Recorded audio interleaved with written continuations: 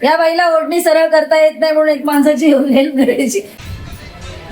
हाय, माझ्या चॅनलमध्ये तुमचं खूप खूप स्वागत आहे. तर आज आहे आमच्या लाडक्या भावाचा बर्थडे. कुठे आमचा भाऊ बंधू? इथे.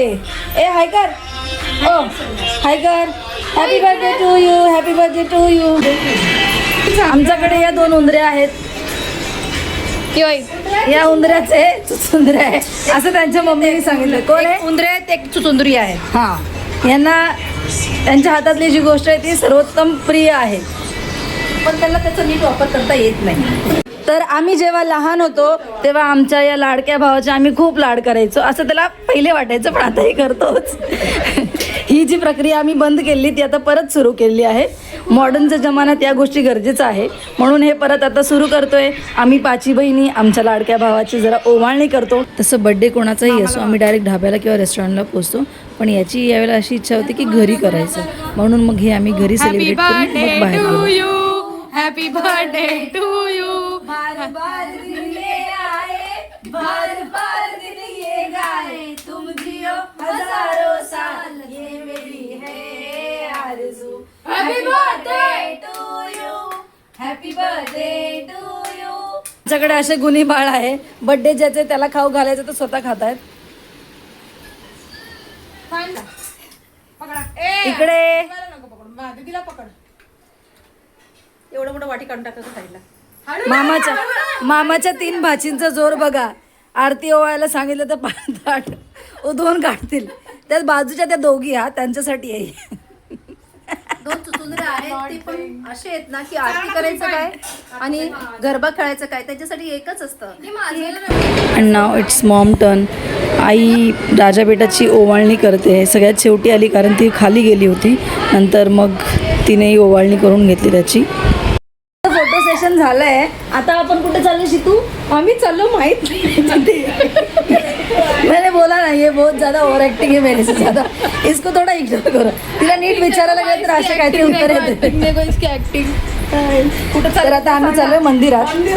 त्यानंतर आम्ही जाणार आहे खायला. हे आता जरा नवीन बनवलंय. पहिले मी यायचे तेव्हा मंगळवारी, दर मंगळवारी मी पहिले यायचे याच मंदिरात. एंट्री त्या बाजूनी होती, पण आता इथे नवीन चालू केलेलं आहे, म्हणजे सॉरी नवीन बांधकाम केलेलं आहे, तर त्याच्यामुळे हे असं. इथे देव बाप्पा आहे, दिसतोय का तुम्हाला? कोणी दिलंय? बबूला फुगा दिलाय. कोणी दिला फुगा? बबू फुगा. मंदिराच्या बाहेर एक फुगावाला बसलेला. ते फुगे बघून ना ह्या लांबून हसायला लागला, म्हणून मग मामा आणि शितूमाचीने फुगे घेऊन दिले ह्याला आणि ते परत मागतात, पण चिनू देतो कुठे? मामाने दिलेले फुगा रिटर्न मामाला देत नाही आम्ही. फुगे याने इतक्या जोरात धरलेले की शेवटी ती दांडी तुटली, पण फुगे काय हातातून सुटले नाही. त्यानंतर आम्ही मग बाप्पाच्या मंदिरात गेलो. तिकडे बाप्पाला नमस्कार केला आणि बाजूलाच स्वामींचं मठ आहे, तर तिकडेही आम्ही जाऊन आलो.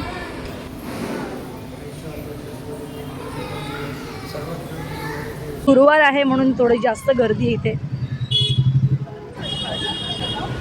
मठात मी आतमध्ये गेल्यावर काही व्हिडिओज फोटोज नाही घेतले, कारण गुरुवार असल्यामुळे जास्त गर्दी होती आणि मला असं वाटलं देवबाप्पाला हात जोडणं जास्त गरजेचं आहे इथे. तर म्हणून मग मी बाहेरूनच व्हिडिओज आणि जे काही फोटोज आम्हाला काढायचे ते काढले. प्रसाद घेतला देवबाप्पाचा आणि मग पुढे जिथे आम्हाला जायचं आहे त्यासाठी इथे डिस्कशन चालू आहे, नक्की आता कोणत्या हॉटेलला जायचं, ढाब्याला जायचं, कुठे जायचं. मग आम्ही शेवटी डिसाईड केलं की एक छानशा असं रेस्टॉरंटला जायचं आणि मग तिकडे गेल्यावर आम्ही स्टार्टर मागवलेलं. पहिले मसाला पापड होता, तो गपागप आम्ही खाल्ला कारण भूक जास्त लागलेली.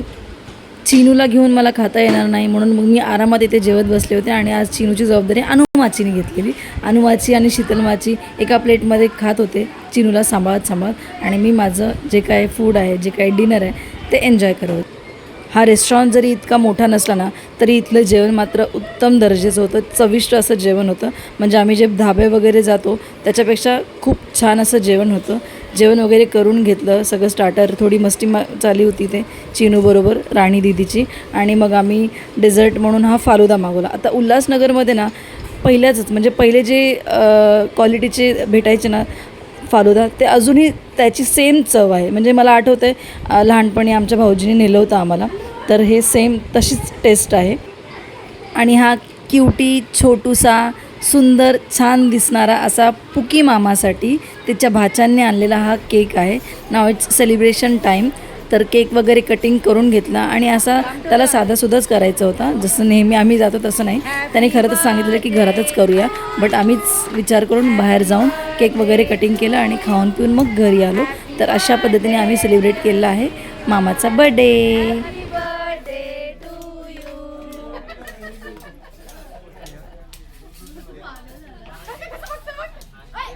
मामा मला ना दिलाचू.